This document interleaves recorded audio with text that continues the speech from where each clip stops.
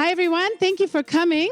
This is our first ever Salam Sundowner. We're reclaiming this idea of Sundowner to be ours, to be something that we do to collect our community, to talk about issues that are relevant for culture and society. People trying to move along. Maybe one day we'll get onto something. Until then, we say, hold on. So let me thank Baraza Media Lab for hosting us today. Such an extraordinary community of media practitioners and creatives that they're creating here. So to Cynthia, to Lillian, to Maurice, to Christine, and so many others, thank you so much for having us. Asanteni, you really are always rise to meet us when we ask for something. So thank you so much. Thank you to all of you as guests for being here. We appreciate you. For me, my time is my most valuable commodity. You can have all of my money and all my stuff, but if you ask me for my time, I will hesitate. So when people come and show up for our events, we really truly feel honored that you're here. So there are a few freebies tonight. There's some homemade snickerdoodles. Any snickerdoodle fans? Okay, we might alternate the kind of cookie every month. So this month is Snickerdoodle, so please help yourself to that. There's some stickers over there that are also free, just to appreciate the fact that you're spending your evening with us. And the drink situation, there are a lot of specials, so feel free to get up during the conversation and also order items if you'd like. So I'm going to ask my panelists to come up, and then I'm going to tell you more about them. Both of them have such extraordinary bios and bodies of work that I do not want to cut short all of their accomplishments. So let me, at this time, invite Ryan Majiwa and Adelle Onyango up to the stage for conversation. So I am sure that many of you know these folks in some ways. I've seen many of you greeting them throughout the evening, but let me tell you a little bit about them, and then you'll understand why they were such important pieces of this conversation. I think talking about ethical influence amidst Kenya's revolution, these are two voices that have been speaking up, speaking out, and we're so honored that you'd be with us today. So let me do it in reverse and do gentlemen first and start with Ryan Majiwa. So Ryan has been in the advertising and marketing space for many years. He has a degree in marketing and management from South Africa, and his first job was in IT sales. So should you have any IT needs, apparently he's the guy for that as well. After being in South Africa, he came back home in Kenya and spent a few years in that field, which helped him to build unwavering confidence and understand the importance of continuous learning. From there, he went into advertising, where he spent 3 years. And during that time, he was able to develop his communication and presentation skills and allowed him to grow in the ability to manage teams and processes. Karibu Sana, please come in. No need to hide. No, come on in. From there, he went to brand management at East Africa Breweries Limited. I'm sure all of us know EABL. They're part of the, wow, okay. Some of us more than others, okay. And his work on the Johnny Walker campaign, Walk with Giants, featuring Paul, how do you pronounce that? Tergat, thank you, was really his career crowning achievement up to that point. That experience led him into a journey and a love of cocktails. And in 2013, after attending the World Bartender of the Year competition, in which he wrote an article that was featured in Drum Magazine, that led him to start his own cocktail brand, Rye Boy Cocktails. Did you bring any tonight? Yeah. Did you bring some? But did you bring any with you? No, my mic is not working. Mic's not working. Seriously, no, my mic. Or did your mic get cut? I don't know. Okay, mic support is coming. Please, if you could follow us on Instagram, we take our orders there. Happy to deliver them to wherever you are. Thank you. But let me wrap his bio to tell you where he is now. So like many people during the pandemic, Ryan lost his job, but he was grateful that he eventually landed where he is now at Saracen Media, where he is the business unit lead for digital and creative, leading teams across Kenya, Uganda, and Tanzania, working with brands large and small, local and international, to try to get their products into the hands of people who need them most. So on the personal side, which might be the most important side, his aim really is to be the best parent, partner, and professional that he can be. So welcome Ryan Majiwa to the conversation. Thank you. And I'm really glad he's here, because when you ask brands to come on and talk about ethics, usually you do not get a response. Usually it's a quiet RSVP of no. So we're really grateful that you took the time to be with us tonight. Yes, prepare your questions, my people, for the brand representative. And then Adelle Onyango is a Kenya media personality, poet, author, women's rights activist. I would just say activist. You're an activist for one and all. It feels expanded. Like it's expanded. Who has gained international recognition for her efforts to empower African women and youth. She's been celebrated as one of MyPad's top 100 Africans 2020, Facebook's 2019 Icon of Change, Africa Youth Awards 100 Most Influential Young Africans for 2019, OK Africa's 100 Extraordinary Women, on and on. She has been recognized and appreciated for the strides that she's taken in both media and in activism. After almost 10 years in the radio industry, she left Kiss FM. How many of you used to hear her on Kiss FM? Yes, a couple of fans in the audience. She left Kiss FM and created Legally Clueless Africa, an incredible platform that amplifies African stories through its audio podcast, video series, and tour series. She has just recently gone quite a few countries, actually, sharing the work of Legally Clueless, and it's just incredible how quickly it's growing and resonating across the region. Her platform has recorded over 300 African stories, and I'll mention some of those countries now: Kenya, Zimbabwe, Paris, Dubai, Ghana, New York, Chicago, Addis Ababa, Dakar, and more. And she's had over 50 women also go through the work that Legally Clueless does through her Adelle Onyango Initiative of group therapy sessions, and 1,000 members are on her monthly newsletter. So she is really reaching and touching so very many people, and we're just so thrilled to have Adelle here with us today. Adelle, karibu. Thank you. Thank you. All right. Welcome everybody who's coming in. Please feel free to come in. So let's get started right away. And Rahma, if you can go ahead and queue up, have it just ready, the Nike ad. The first question I want to ask them, and let me also say we'd love to hear from the audience as well tonight. So as you have questions, jot them down. We're going to leave time for questions this evening. And we might even have a few giveaways for those who ask questions. Yes. No reaction? Okay, fine. I'll keep my giveaways, but still want to ask questions. But so keep that in mind. And we're going to pause at certain points in the conversation to view different pieces of media because we want to hear from you as well. All of us have a platform. All of us have a voice. Whether you're Adelle, who has, thousands of people listening every week, Ryan, who's helping brands navigate these moments, or you're just a teacher, a parent, a business person, we all have a voice. So we'd love to hear from you tonight about your thoughts on what it means to have ethical influence. So how do you define ethical content creation, especially at this moment that we're experiencing here in Kenya? I think it's so important for individuals to understand, like, even when we talk about influencing, it's an outcome, right? And so if you are a creator, you have to be guided by a set of values. That's the hill I'll always die on. I know there's a lot of pressure to kind of like go looking for the eyeballs because the brands want numbers, right? And so what brings eyeballs easily and without much effort? It's shocking, it's clickbait, it's the low-hanging fruits, right? But that's the reason why I always tell people you have to have a set of values as an individual creator that allows you to say, this is the type of content I'm going to create, and it adheres to ABCD. And even further than that, I think even individual creators have to have a list of brands who are aligned with their values, who they will work with, right?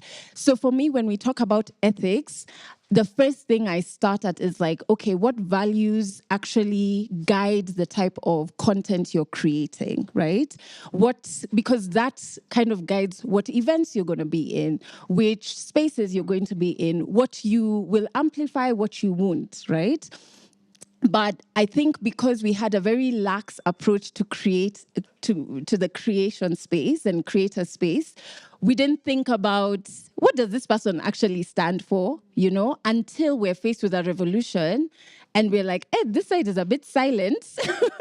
or why is this side posting get ready with me videos and we are dying on the streets, right? So it always goes back to, but what were their values? Because maybe their value was money. By the way, and me, I'm not in it for changing certain things. I'm here to make money purely and honestly. That's the only reason I'm here. So when we talk about ethics, before even we get there, I always work backwards. I'm like, okay, what values actually guide you as a creator? And most of the time, creators don't see themselves as entities or as businesses, so they don't see the need to have any set of values that guides what they're doing. Yeah. You know, you said something really interesting about the fact that there are these individuals, these brands, and then there was the revolution. So that was not anticipated or planned for in Q3 of the year of anyone's content creation calendar. Nobody had revolution starting from June 17th, you know? So who you were when that moment found you really show, it's clear. It's like taking a Band-Aid off and being what's underneath, or taking the clothes off and seeing what's underneath. So both of you have engaged with global platforms. Adelle, you have your own business that has global reach. Ryan, the brands that you are supporting and managing have global reach. So I think I'd like to hear from you what you think the actual responsibility is of those brands to engage ethically with their communities. When you're sitting down with a brand and you're guiding them through it, let's go back to Q3, Q4, you know, we're in the last half of the year. How are you advising them? And then Adelle, similarly for you, when you're looking at the rest of the year and you're thinking about your planning, I'm sure, for what's happening in December now, how are you factoring in these political movements, the mode of the people, the facts on the ground in your advice or in your content creation? Like you said, no one had anticipated that their Q3 was going to kick off like this. So it wasn't in the plans. And for a lot of the brands that I work with, you have frameworks of how you're supposed to communicate. This is not a policy that needed to have been created now. They know that when certain things are being said, when certain communication goes out, when certain things happen, there's an MO, there's a way that we start to operate. But this was unlike anything that we'd ever seen. So one of the things that happens a lot, and for a lot of the brands that I work with, so global, local, they have some regulations around brand safety. So that means that the content that you're putting out as a brand, so as Rye cocktails, for example, should be in certain places at certain times, certain things. There are rules and regulations about how certain industries are supposed to operate. So those start to kick in. So that's number one. You have to know that, you know, these are the rules that go around us guys communicating during times of turmoil. And the advice that you give to brands that don't have that sort of MO and that sort of structure in place is look at what's going on. The people to whom this is happening are your consumers. So the way the platforms work, and to get technical for a little bit, is that you never know where your advertising is going to show up when you advertise, and that's why you have your brand safety regulations. So the first day of the protests happen, and you know we have tragedy in the streets, and then you see people posting and trying to amplify and trying to find the people who are missing, and then you see an ad. And that's what's horrific about it. And that's when you have to go back to the brand teams and tell them the thing that's going on, we either have to leave space for it to happen, not only from a brand safety perspective, but we can't possibly be seen to be trying to have the conversation about, hey, buy my thing, and people are dying in the street, and we are dying in the street. So you're saying that there's actually regulations, even though you didn't anticipate the revolution, of how to ethically engage at times of unexpected events. So your brands should have known what to do. Is that what you're saying? I'm saying that there are structures in place. So the way that we are operating, it's like, yeah, we are all fair and square in this media space where we put out content on a platform and then it goes out. That's not the truth. So my job is to make sure that you see some of these advertisements. So I have to sit with the people who are also trying to get this message out and say, today, the context in which we are trying to put our advertising out is not what it was yesterday. Because before, it's, you know, my puppies, my kittens, I went and played basketball, Grum, you know, get ready.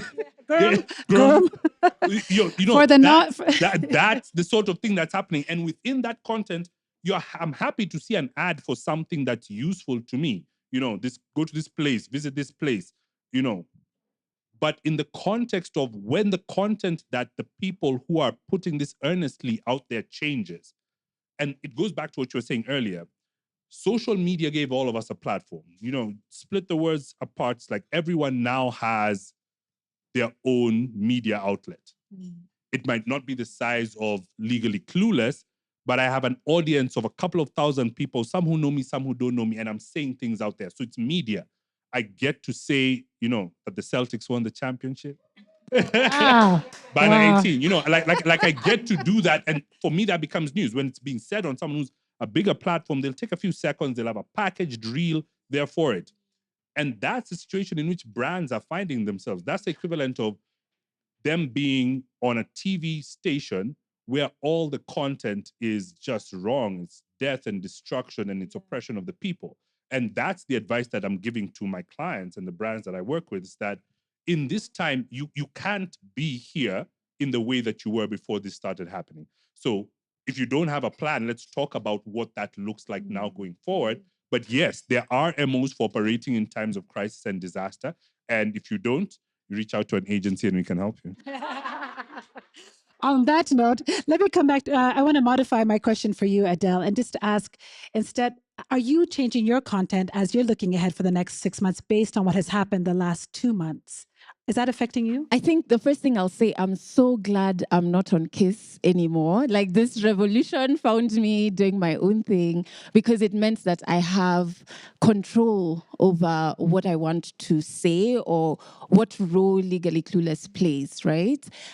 We don't have too much to change because one of our missions, it's three-pronged, but the one that matters right now is amplifying African stories. And we have been amplifying stories that talk about young Africans who run for public office and the corruption and the threats they receive, etc.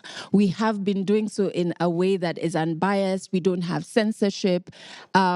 And even in the moments where it feels like we could get that, we still are brave enough to kind of like not tone down what we do. And so it means then all we've done is move stories that spark our community, one, thinking about what does good leadership look like, right? And so before the protests began, we have a new mini podcast called the Midweek Teas. And we actually had a conversation on good leadership. Like, okay, as Africans, if we could dream, what does good leadership look like? What do values look like? And I was kind of like talking about, why do we say somebody who has money is synonymous with being a leader? Or just because you're famous, you're a leader? Or if you're an active citizen, like me, and I actually said, I'm an active citizen, it doesn't mean I'm automatically good leadership material, because you don't know, I might be a liar or I just don't have a plan for Kenya, right? So we had already started doing that. So what has changed is now we've brought stories to the forefront that spark some type of thinking in our community where they want more. That's one. Number two, we've also brought stories that spark empathy. We've brought stories to the forefront that spark, where can I make change? Because ultimately, I truly believe, yes, of course, we have like weird people in parliament, but people ultimately want to do good. A lot of us want to do good, but we don't know how, where can I put my 100 bob?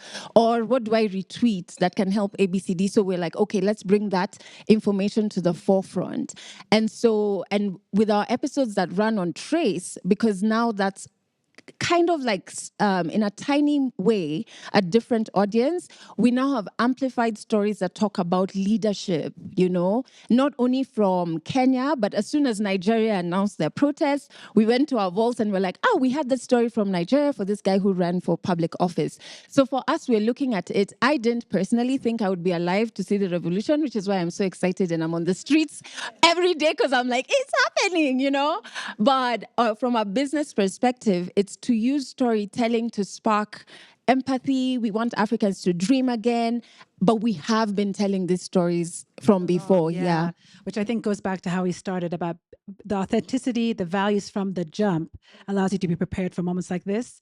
What Adelle didn't say about her show, which is also syndicated through Trace, she was the first African podcast from Kenya to be syndicated on Trace FM. We're very, very proud of her, making room for us, all of us at the table. And such an important, I think it's so valuable to have your voice in particular at that platform. Rahma, if I can bother you to actually go to the Citizen clip, I want us to take a look at a clip that happened recently on TV. And I'm going to get Ryan and Adelle's reactions, but then I'd love to get the audience reaction on this. Maybe you saw it, maybe it's familiar. We're not trying to shame anyone, but I think, but we want to have a conversation about it. It's worth noting. So we can press play and take a listen, hear what you see what you hear. Many thanks for joining us on Friday night. It is the 12th day of July, and today the nation is reeling in shock after 6 bodies of unknown female adults were discovered dumped at a quarry in Nairobi's Eastlands area. We'll be bringing you details around this and other stories right here on Friday Night Tonight. Once again, proudly dressed by Woolworths. Make your way to any of the Woolworths outlets across the country and get yourself a 30% discount on all winter favorites. Can you have somebody telling you an update and then also advertise as was probably previously planned? Yes, please. Hi, Nelisa here. So I think for me, I'm South African in Kenya, so it's been interesting to watch. I can just imagine being the PR person, comms people at Woolworths, already, seeing those tweets around it. Of course, at a most basic level, it seems completely misplaced, tone deaf, and of course speaks to a kind of a displacement, I suppose, that has been happening in the media, and I think a quick reaction, of course, from any comms team. I would be interested to see if there was a response, either an apology from the Citizen, the news anchor herself, or what Woolworths did. In SA, Woolworths tends to be in the midst of these kinds of things, so they usually have quite a they seem to have quite a robust framework for brand safety. So I can already see what that response would look like. But it would be interesting to see if Citizen did anything about this, or even the news anchor herself, and if what that reflection would be. Obviously, definitely lack of empathy and very tone deaf. Thank you for that comment. I did look to see if I could find, because there was a tweet we can put the tweet up that the public noticed, and I did look and I did not find an official response from Woolworths or Citizen. It's not to say it wasn't there, but in my quick search I didn't find it. So Adelle and Ryan, I'd love to hear just your reactions from this. As Kenyan citizens now, you're taking off your content creator hat, your brand management hat, as just somebody who was at home watching this. Who are you expecting what of when you see a clip like that happen on the news? I feel like everyone involved should be thoroughly ashamed. I was just like, shame is a good thing because you people need it in this moment. Just before I remove my media hat, I think another reason I was so disappointed is because there's programming ways around this. It didn't have to be like this. So I understand where legacy media is in terms of revenue. And so it's like, oh my God, we're commercializing every bit. Because ethically, as a journalist, news and hard news really should not be commercialized, right? But they're walking a tightrope now because their revenues are really low. So what does that look like? On radio, the tags that play before the news would have the adverts, right? So you're not connecting Woolworths to any news piece. You're connecting it to the feature that is news, right? So whatever plays before she comes on could have proudly brought to you by Woolworths or whatever, and we would not have felt anything, right? So for me, for a media house like Citizen, I'm like, this is inexcusable because you guys have been in the game for how long, surely? How do you not know this? That's one. The second thing is that you could, even if you decided not to go that route, why then would you pick that particular story and say it can go with this? Because there was other news pieces that maybe would not be as volatile. So it really speaks to a lack of empathy that we have seen across this period from legacy media. We've seen now, as a Kenyan, I've removed my media hat. I actually refuse to do a lot of interviews. This is my first time speaking publicly about the revolution that's happening. Because my thing was, all of these issues that people are bringing up, you can talk about them without me. Why haven't you been talking about them all this time? When you're meant to be the watchdog, you're the fourth estate, you should be doing this. You don't have to make corruption sexy. You know what I mean? Like, just call out the BS. So when I saw this, I was just like, oh my goodness, here's another nail on the coffin of you guys don't know your role. And I get it. There's part of me that understands revenue and all of this, but there was a way to avoid this and still make the money. Yeah. I don't think there's a different answer from what Adelle said. The layer of capitalism that's been smeared across our media is for real. And it means that, and the machine that goes behind there's so many people who are involved. Like when you say that this thing could have been stopped, right?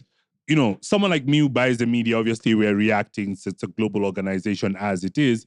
But there's a media planner who's like, I have mentions that are running today that are going to be, so I'm going to watch so they come. When you get, if you didn't watch it, what it would show up is a 1 on a monitoring report to say that the person who's hosting the show said it. But like Adelle said, there are ways that this could have been caught. You should have known that that's the story. I think it goes back to what you're saying about, you know, what are the stories that we're telling?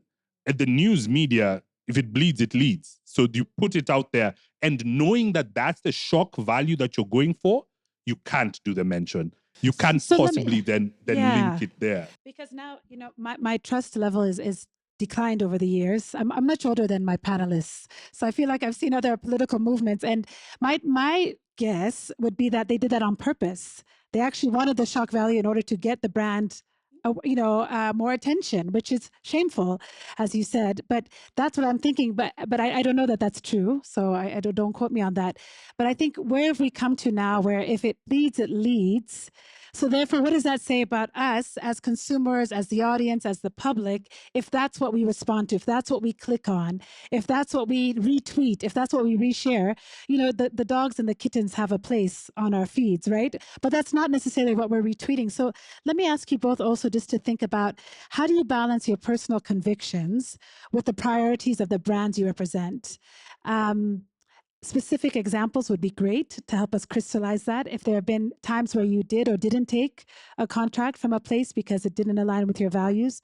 And Ryan, similarly for you, you know, how are you balancing who you are as a person, where we see you tonight, and where you might show up in a boardroom next week? You know, where does that balance lie for you? I think, let me take that first. So I'm on this podcast or this show here because I made a TikTok. Right? I made a TikTok. This is a true story, yeah? Same. Please follow me on TikTok. If you can find me, follow me. It's a weird thing because of who I am there and who I am there. So the thing is, in that TikTok, I was speaking specifically to the situation from the direction of what's happening with brands and what's happening with creators. I edited the front of that video quite a couple of times because it had my title, it had my workplace, and I was going to be talking about, you know, the revolution and individuals. And in the marketing space, I would like to think I'm pretty public, hopefully, fingers crossed. But I didn't want it to be associated. I didn't want the gravitas of what I was saying to come from the fact that I'm a business unit leader at a leading agency within the country. I wanted to come from someone who has a lot of experience in this area, and I want to be able to say it as me, so that you're not tying it to my company. I've done this for years enough to know that this is how we should navigate. So I'm putting myself out there to a point where this is me who thinks that brands should behave a certain way. This is me who thinks that the relationship with the creator should be a certain way. And that's how I balance it. I know I have to say something. I would have been one of those people who, you know, like we were talking earlier, you're asked to be on a panel with me and then you look at my content and see, Ryan didn't say anything before. Why should I go and speak with him? But I did, and I said it in my capacity as me. I also believe it now when I work professionally. I can talk to the brands and the clients that I represent and tell them what the professional bit about it is. But as myself, I intend to speak up. I intend to speak up for the people I represent. I intend to advise them from, yes, my organizational point of view, but with my own personal bias in there. The initial disgust of seeing an ad in between the revolution is, I have these people's numbers. I'm in contact with the people who can make a difference in this timeline. So let me do that. Let's have these conversations and let the professional person now act on the convictions of the personal person so that the environment and the world around me can be more representative of having those two values aligning. Yeah. Okay, once again, I'm so glad I'm not at KISS. But I'll give, please keep listening to them if you do. But I'll give an example from then and then and now. So I remember when sports betting really took off in this country, and they had their marketing budgets were out, and I think still are out of this world. But because on a personal level, my values as pertains to mental health, etc., I was like, this is bananas. Because why are we ignoring the number of suicides we have as a country that are directly linked to this particular thing? Now, of course, the company thought about revenue, and they had this person, this particular company advertising, right? And so I remember how I got out of that one is I lied that I'm a staunch Catholic. And I said, hey, me, my faith. We are not allowed. I was like, the same way Muslims are not, even us, like this. So I managed to get out of that one because I knew if I go in talking about mental health, I'll be asked over the money we're making to pay your salary. And one thing Kenyans fear is God. So that one works in my favor. But like coming on the other side, right? I think it's very important to have values because what that helped me with is I have a list of companies that I will work with. And I've worked with everyone I've wanted to work with. And I stalk you to see the type of things you do, the type of people you work with. And when I see you losing the plot, I'm just like, nope, no thanks. Because for me, it means if I attach myself to you and you are dodgy, it means then all the work I've put into being very believable to my audience goes down the drain, right? And it's not fair on the work I've put in.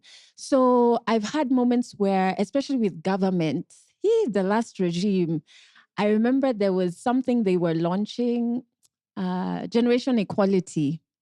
And me, government, it's not just Ruto, even Rimo.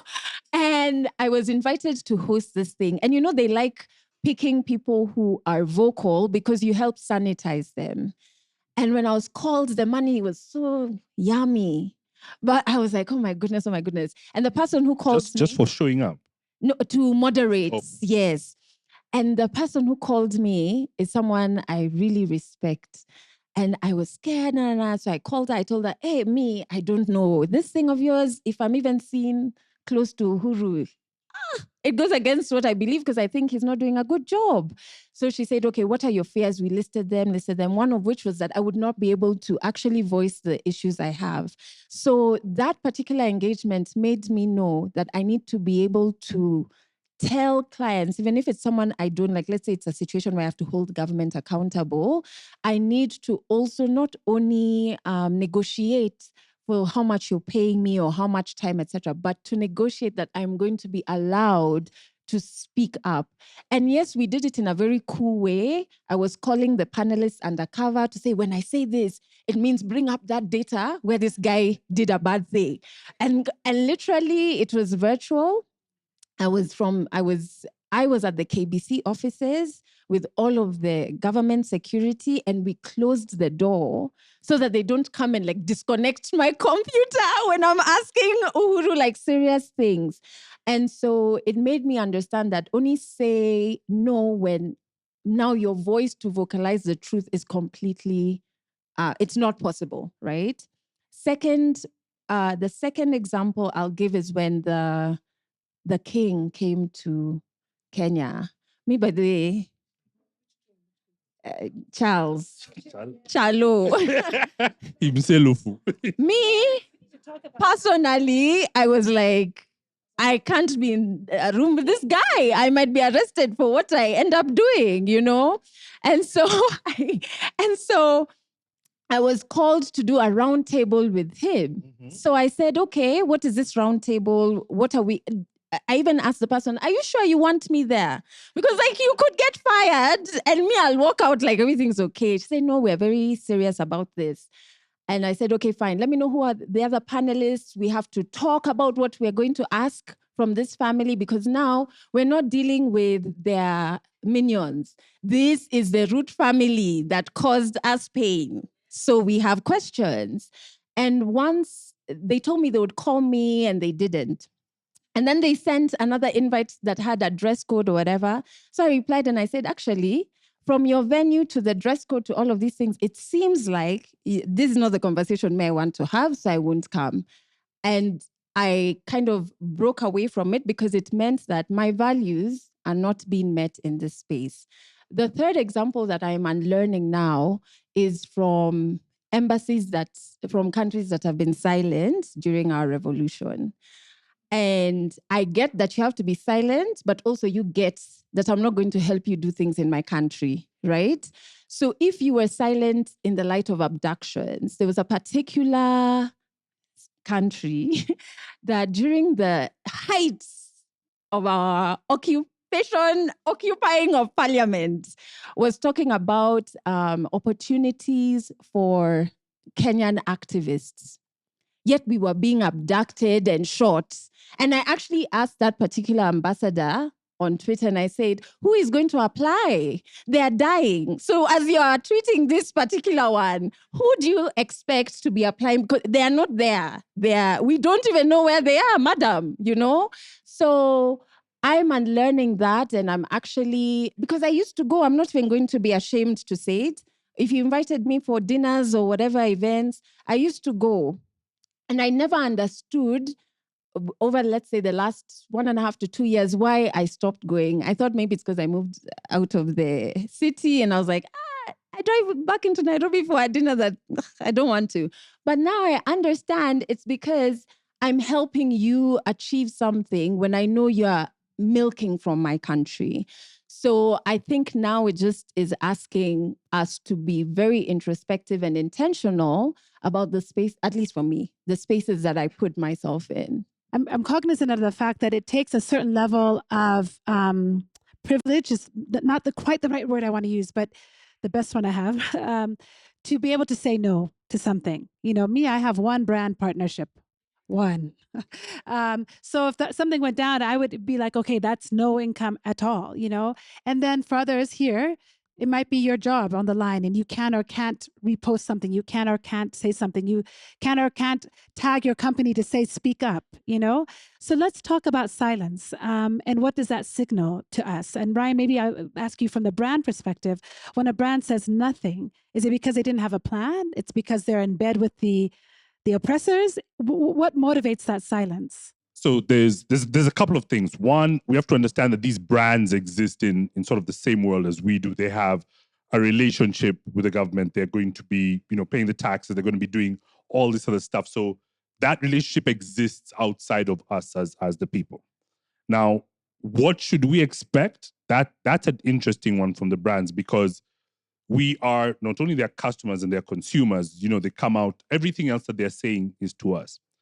But in my mind, right, we have this social contract that when you say that, we're having a run, or you say that we're having this event and that sort of thing, you've been telling us all these other comms and all these other great things. So at this point, what your silence is saying more than anything is that you want to stay out of it for whatever reason that you have. And as all of us get to say or not say something, same thing with the brands. But what I'm against and what I was really advocating for in the content that I was putting out is that you can't then go for and silence your creators. You can't silence the people who've been working alongside you and tell them, don't say anything about what's going on. Or you can't treat them differently because they have said something. Now you want to distance yourself from people who are fighting for what they believe is actually right. They're fighting for the revolution. They're fighting for us as a people. They're going out there. They're exposing themselves to all manner of things. And then you say, hey, my friend, Ryan, you're on the streets. No more sponsorship for you. I can't seem to be associated with you. And when brands do that, that's unfair.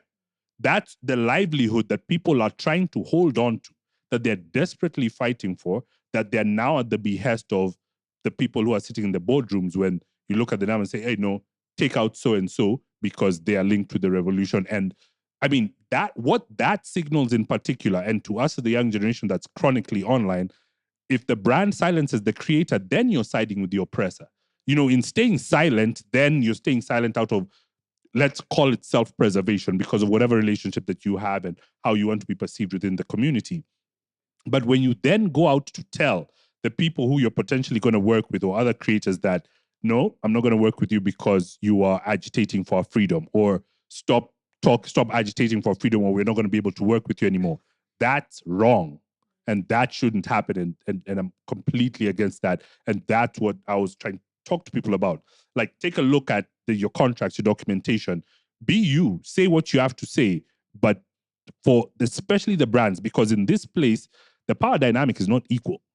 The brands have a lot more power, so they can get to make the decisions that other people don't get to make. And that's what would make content creators stay silent. But in that situation, it's the brands that should be looking to, stay silent, but not be trying to gag the people who they work with into some silence.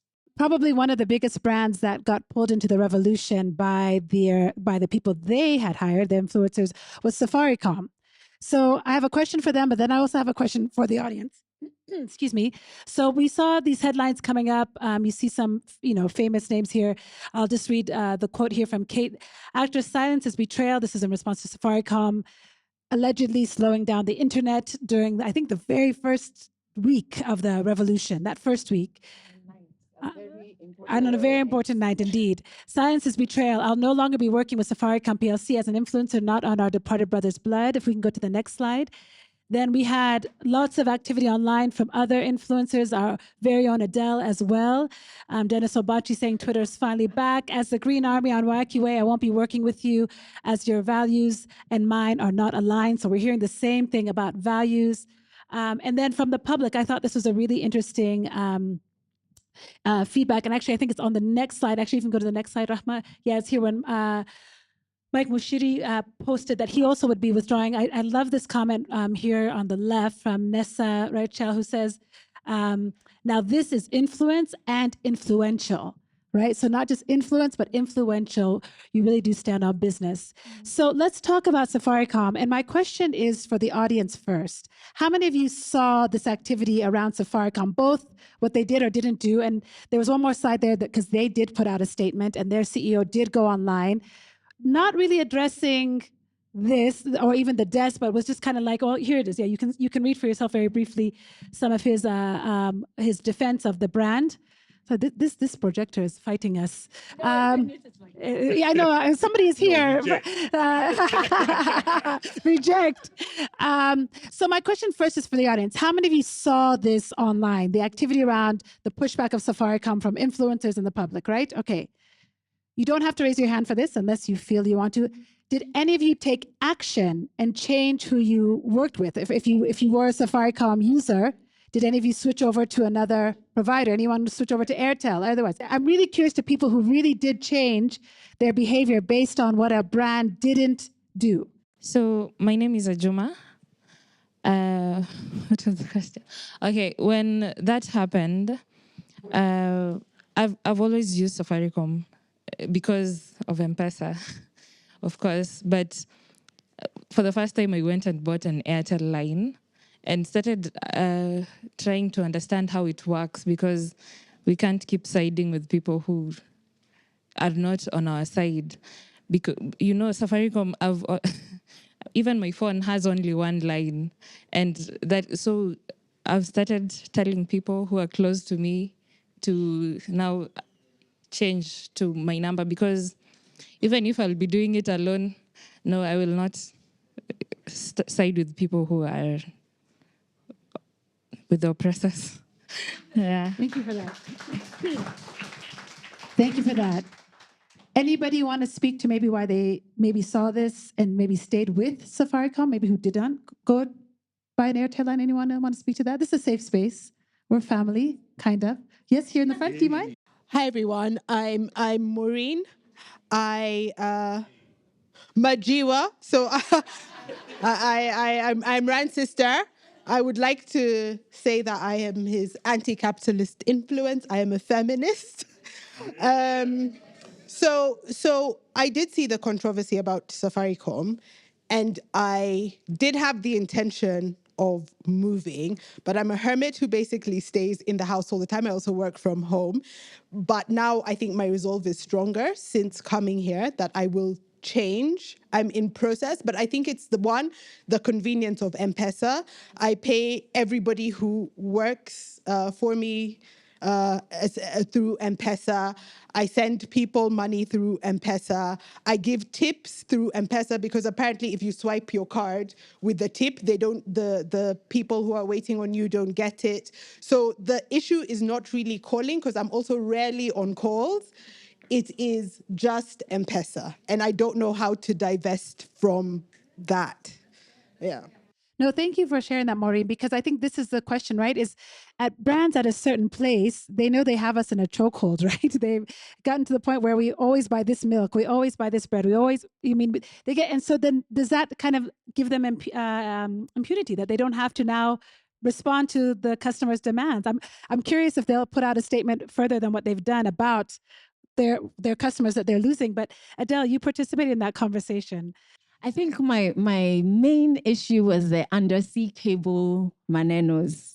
That the part, dolphins. yeah, The dolphins, that part allegedly. that was debunked by maybe those in IT. Yeah, yeah. It was debunked, and they were like, no, and they actually put charts of like, no, there was no undersea anything. I took such offense that you would lie at such an important time. Like for me, that was like heartbreak. As though you've been dating this person and they lie at such an important time. For me, that was the problem. Because, I mean, we've had network downtime. You know, it happens every so often. But that was the problem for me because I was like, now you've put a crack where I'm like, do I trust you? So if this was an issue, when else has there been an issue that maybe I just even didn't know? And as we continue forward in our journey, when next are you going, you know what I mean? So it just had so many cracks for me. When it comes to silence, I think also, and I mentioned to you before we started, I see this a lot with Kenyans. We platform nonsense. And then we get shocked that nonsense is nonsensing, right? So even with creators, we'll platform someone who all I'm selling you is nonsense. And then in the middle of the revolution, you're like, webwana, why are you? I'm like, but you have platformed this nonsense. And so I'm a firm believer in, even if I'm one person or my contribution is 10 bob, or it's 100 bob, you're not going to get that 100 bob from me if my values, and your values are clearly not aligned with mine. And I don't even have to fight you about it. I'll just silently withdraw it and keep moving this side and platform the spaces that I believe, according to my values, actually matter, you know? And then the last thing I'll say, even in terms of silence, is that I truly believe in people power, like Bobby Wine type of levels. So in any space you occupy, be it church, etc., you have the power. And those of us with a higher level of privilege, I also believe in disobedience. It is a good thing. And me as Adelle, I can get away with a higher level of disobedience because the blowback is going to be less than someone who is probably being paid a daily wage, which means, as Adelle, I will go to all the protests I can. And I will disobey loudly when I'm there because I can probably get away with it based on my privilege. So people power and like just disobey a lot more, because if more of us do and hold these brands accountable, then I don't even care about your, like I've gotten to the point where I'm just like, I want you to do right, even though you're doing it because it makes business sense. Just do right. Don't be crazy in this time. And we're seeing the fruits of that. I mean, if we look back to 2020 and the Black Lives Matter movement, that was something that started very grassroots, had been building for 10 years actually at that point, but it change the world. The people's voices influence government, influence policies. Of course, we see pushback now, but there is something to be said about that changed brands and how they behaved, who they thought of as their customer.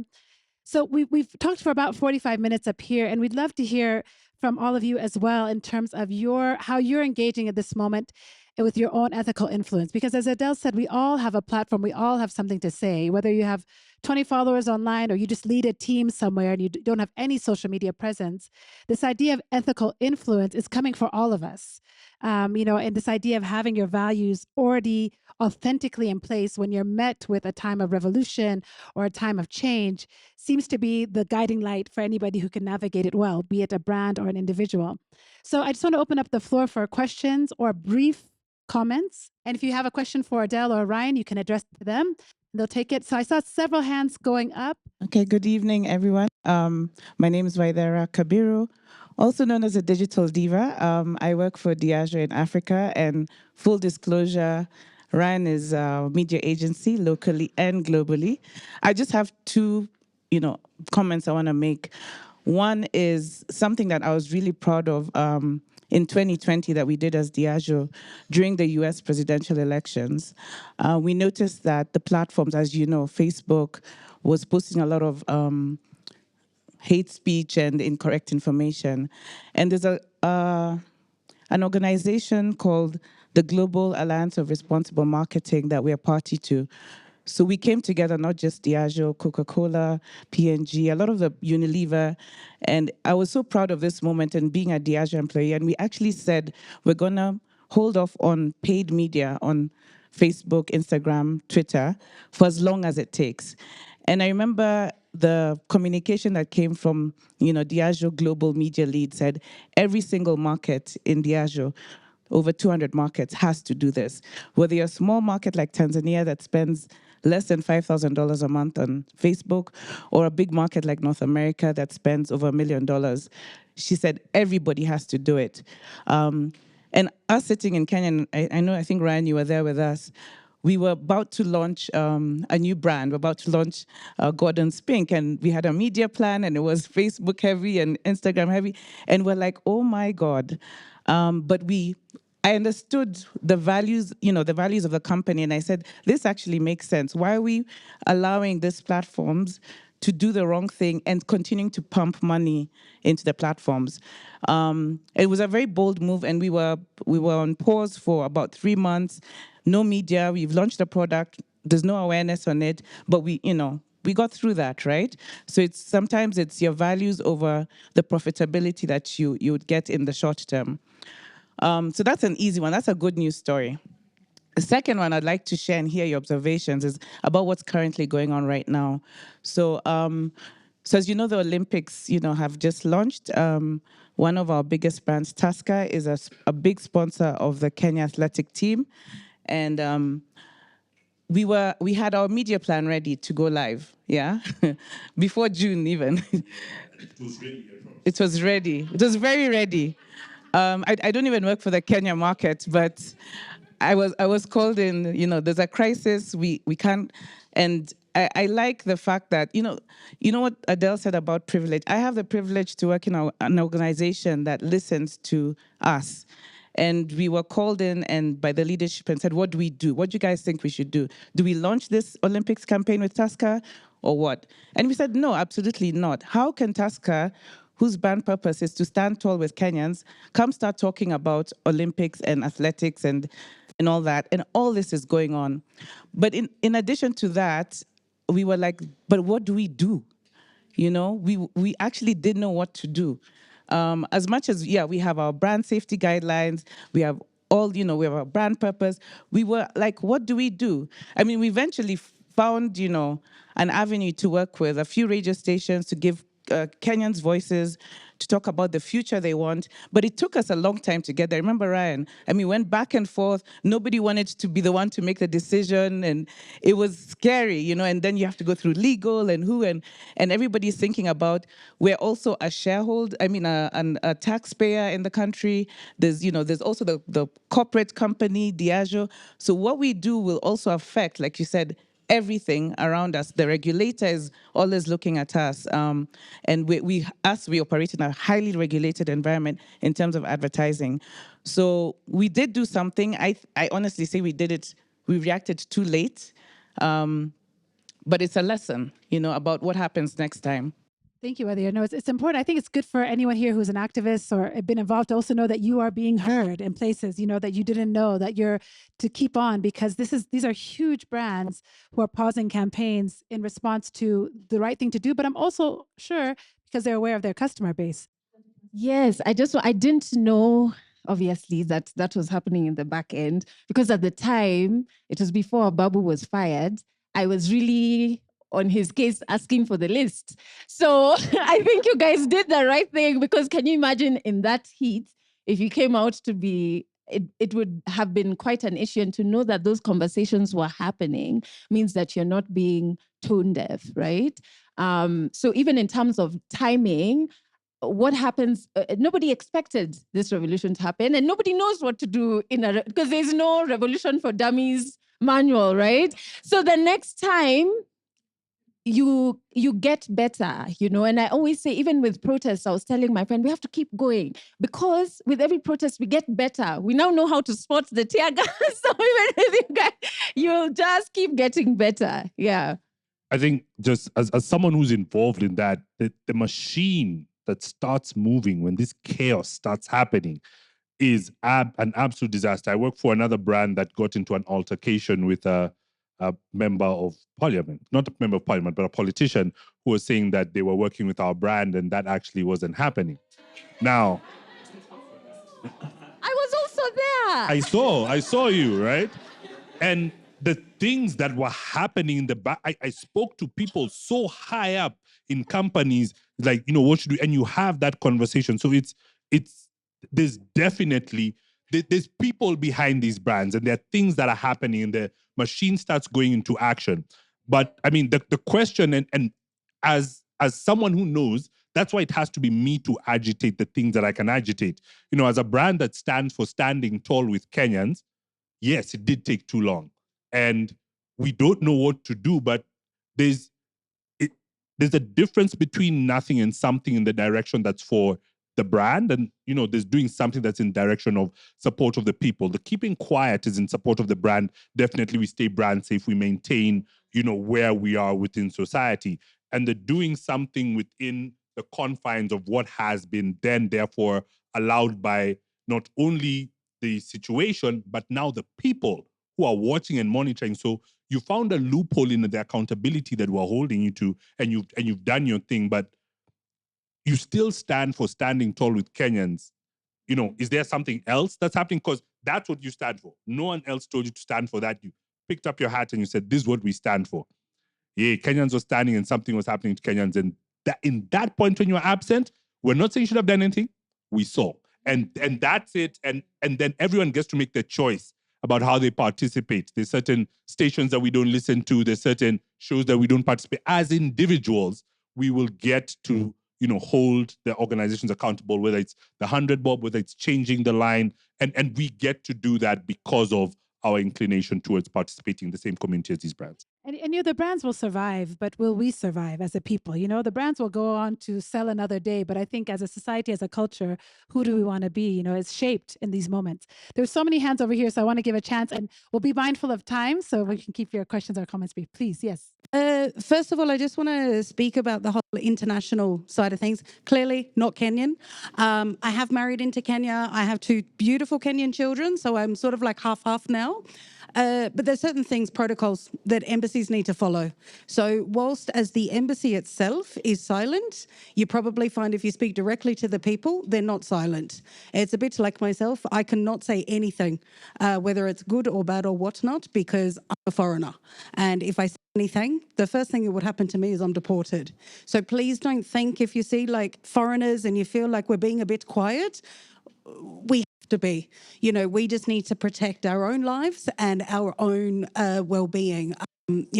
What I do see though with what is happening at the moment is there's a lot more accountability which is brilliant.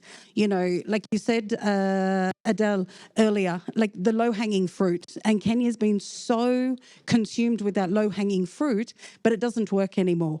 And I just think that the maturity that is coming, especially through this accountability, is just going to push Kenya to like the next level. You know, to put this in coming back to like the embassies, and I was quite surprised you focused on the embassies, because if this, God forbid, this would happen in my home country, you know, we are a developed country, but it could, we don't look at the embassies at all. If anything bad really happened, we look straight at the top. We know the government will say basically nothing, because again, they've got their own protocols, you know, what they can and can't say. So we don't look at them to say, how are you going to fix this, or how are you going to look at this? We actually look within ourselves and say, how can we fix this? So I think it's just so refreshing and amazing to see, you know, what's the next steps that are going to happen. Because accountability, all I say is accountability, accountability, accountability, which is just beautiful. So thank you. Let me just respond really quickly. Thank you for that comment. I used to work at an embassy as well, the American embassy, and I had to quit actually to do the work that I wanted to do in this world because the restrictions were just too many. Privilege though, I had the privilege to quit because I could find other work, you know, so many people don't have that privilege. With respect, I do want to push back on your use of the term "we're a developed country," because I reject that term. That's not a term that we define ourselves with as developed or not developed. Kenya is Kenya, Ethiopia is Ethiopia. So we are who we are, and I just want to push back on that. But I think it's the reason I think embassies have to be targeted or have to be on our radar is because they have an outsized role in this country. They have an outsized footprint here that they shouldn't have. And I think some of these conversations and this pushback is because we know, whether it be money and jobs or whether it be influence and power, they have way more. I mean, where do ambassadors live in this country? Where do they take residence? Where do they eat? Where do their children school?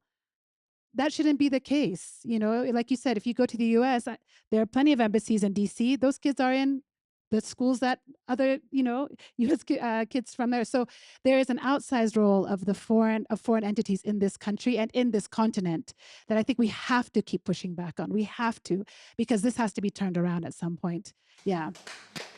Silas, I'll come to you, but there's some people behind you that have had hands up, and pardon me if I can't see you because I have glasses and I need better ones. Okay, you'll hear my voice. Okay, great.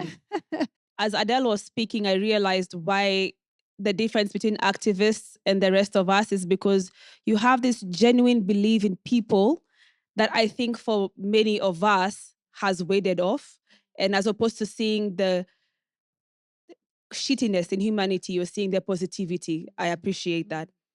As Ryan, you were speaking about the corporates and Lilly about Safaricom, I had a moment with my friends where we thought, what if we really lived in a world where when this is happening, when we're being killed, we're being abducted, what if we actually lived in a world where Safaricom put out a post and said, to stop killing Kenyans? You know, what if we actually lived in a world where EABL says stop killing Kenyans? What if Unilever could do that? What if P&G could do that?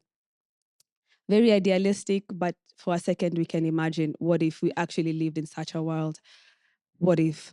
Lastly, to Ryan, I'm curious to know, understanding the brands you work with and intersections, how have you gone about it where a client's decision has gone to the opposite of what your principles and values are? Thanks. Thanks. So that's a really good question. The situation hasn't occurred that where a current client has done it. And the reason for that is because we've shut it down at the brief stage. We've rejected briefs from entities that we didn't share values with, and that was that. So we never got to the point where we have now been working together for X amount of time, and then you've gone left when you want to go right. So thankfully, now I found myself in that. But I appreciate that comment because that means that, like you said, there is a machine behind, right? I'm Solomon. I'm 19 years old. That's my mother over there. Thank you. My question is, how do you envision the future of Gen Z leading the charge, whether it be in Kenya or worldwide? How do you see their impact moving forward into the next couple of years as we move towards new elections in Kenya, new movements that are going on? How do you envision Gen Z and their impact going forward? Yeah, thank you for bringing Gen Z Oh into the my conversation. goodness. I think, and remember I said it on the podcast episodes, I don't tolerate Gen Z slander at all, at all, at all, at all. Even like when people say, oh, they don't like suffering at work, I'm like, because you shouldn't. Like, why are you suffering? You know? So for me, seeing Gen Zs actually spark the courage and I'll speak for Kenya, because I can't say I can understand for Gen Zs across the globe. Seeing them being at the forefront for that is actually why I go to the streets every time, because I'm like, as an older person, I shouldn't be sitting in my house when a younger person is in front of bullets fighting for things that will benefit me, right? I've seen at all protests, politicians have been trying to divide us, even our president, divide Gen Zs along economic divides and say, oh, when he speaks to Gen Zs in rural areas, A, B, C, D, trying to divide. In protests, there's nothing like that. There's no tribe, there's nothing. The people who have helped me with tear gas when it was too much have been Gen Zs. I think for the longest time, which is, you can tell I'm just so excited, so even the words are, I cannot believe one generation has managed to cure Kenyans of the highness of political parties, the highness of the illusion of tribe, because it's not a thing, tribalism, right? But we all used to think it's a thing because at some points it's convenient, right? A single generation that hasn't lived as long as the rest of us has managed to say, hey, I don't care what your surname is or where you're from, we deserve A, B, C, D. A single generation has managed to remind us that people in public office work for us, even as high up as the president. Do you know what that means? It means the possibilities are out of this world. For me, there are points I used to dream that on the ballot, we can have an option for none of the above. In my head, the way this Gen Z generation is so courageous, I can see them rejecting and saying, we don't want Ruto or Raila. Aren't they saying it now? Wasn't Raila told to be serious with life? And so yes. Me, I'm just so I'm so excited. And so I have immense respect for Gen Z. And I think I can't even sit here and define what the future looks like because it looks so limitless. But what will it be centered on? It'll be centered on the rights for the people. It'll be centered on progress. For Africans, it'll be centered on actually reversing the effects of colonialism, rejecting neo-colonialism, and together doing it, And so honestly, again, no Gen Z slander because I'm like, you people were silent here and you are okay with corruption, right? So really you cannot talk if these people have sparked this courage. The last thing I will say, which irks me, and it might not be linked to your question, but it's to everyone older who has a Gen Z in their house. If when you're joining these conversations of the revolution, you start to bring about respectability politics, there's nothing respectable about corruption or incompetency. And everyone who justifies it starts off by saying, I have a Gen Z in my house. No, it doesn't make you an expert. Like I have a black friend. And so are you seeing the things you guys are reversing? It's marvelous. So for me, I'm just going to be like cheering, and wherever you need me, the Gen Z doctors needed me at MOH. I was like, no problem. I'm there. Because what you have done, none of us who've been here for so much longer have been able to do it. Yeah.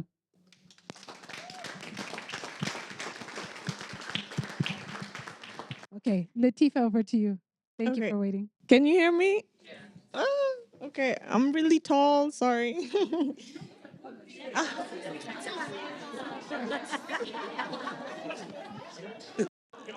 Stop my head.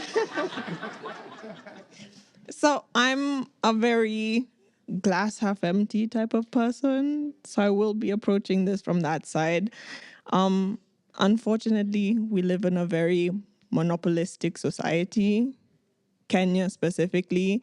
So the 1% is like 4 people, 4 brands, 4 things, entities, and brands feel it as well. Like you go to the media side, the government is the biggest spenders.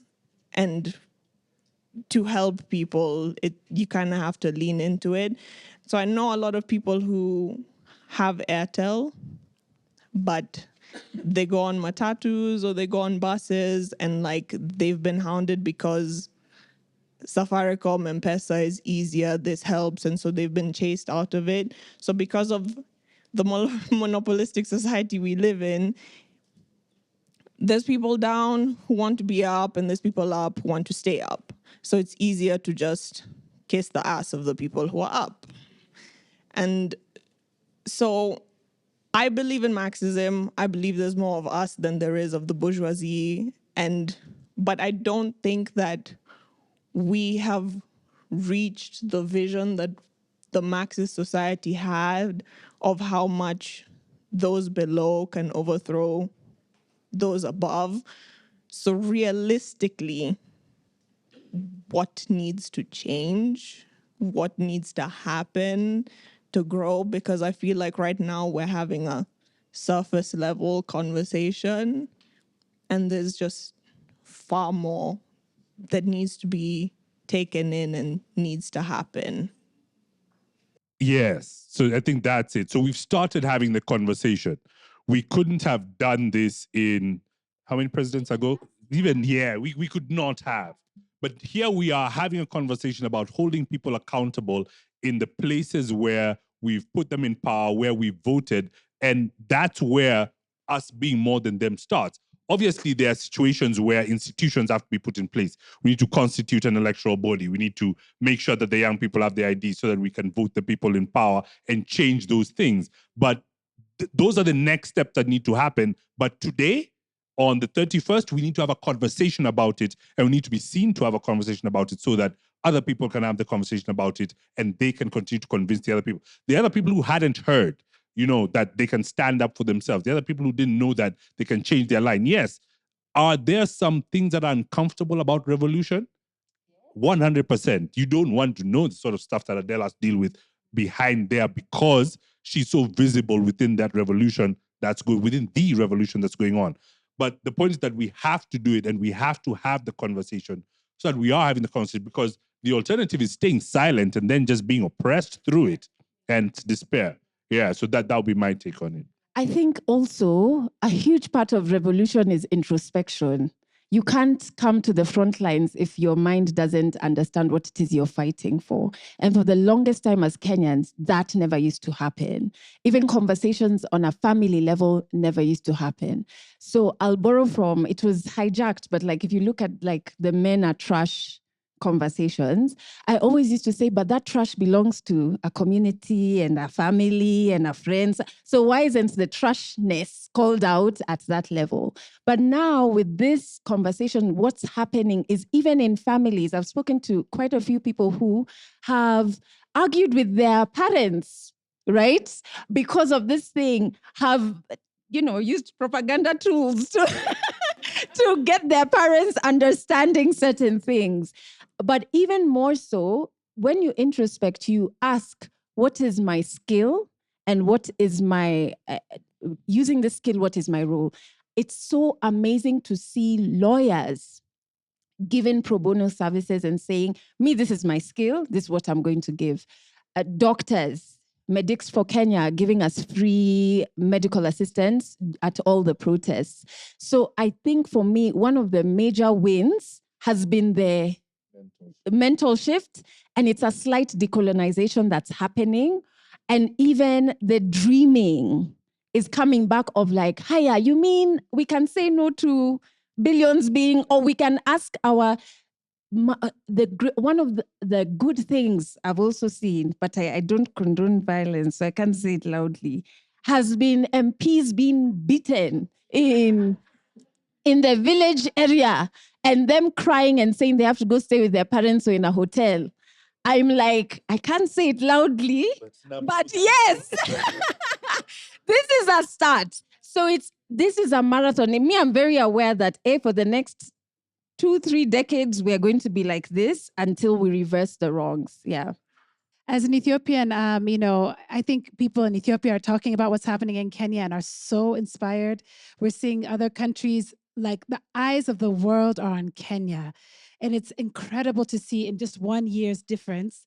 Like this country used to be known for running and tea and this and that. And now the world is like, that's how you change culture and society. Not coffee though, but tea. Yeah. Yeah, you're running from tear gas now. These guys are having their own podcast on the side. But the way that the world is looking at Kenya, I'm inspired. I mean, it gives me a bit of hope for what's possible in my own home country, And so I hear you on the glass half empty, but be encouraged because I don't think anyone saw this coming, and yet it is here and it's not done.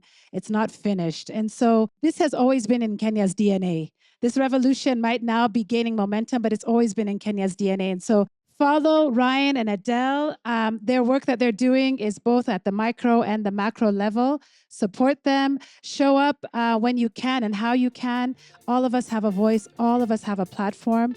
And so we're really grateful you're here today. Please let me appreciate, I know we didn't have time for all the questions, but thank you for coming. And thank you, Ryan and Adelle, for who you are.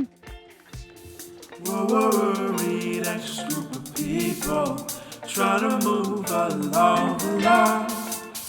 Maybe one day we'll get onto something. Until then we say, hold on. I know it's hard, but baby, you just got to hold on.